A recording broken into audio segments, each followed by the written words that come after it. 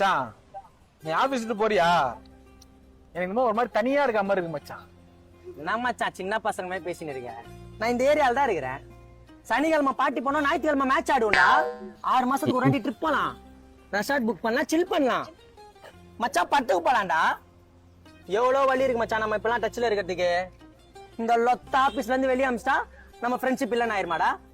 மச்சான் உனக்குன்னு இல்ல, நம்ம பசங்க கல்யாணம் ஆகும் கூட நம்ம டச்ல தான்டா இருப்போம். நீ வேணா பாருடா. மச்சான் கண்டிப்பா இருப்போம். கண்டிப்பா டச்ல இருக்கணும்டா நம்ம. மச்சான் கால் பண்றேன்டா. 1 month later. என்னடா இருந்தாலும் நீ வேலையை விட்டு போட்டு மனசு ரொம்ப கஷ்டமா இருக்கும். என்ன மச்சான் லூஸ் மாதிரி பேசுற?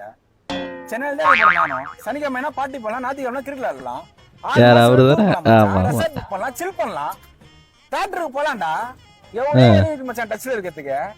இந்த கம்பெனில இருந்து வெளியே அமிச்சிட்டா டச்ல ஆயிடுமா என்ன? சாவர வரைக்கும் 2 பேர் டச்ல இருப்போம்டா.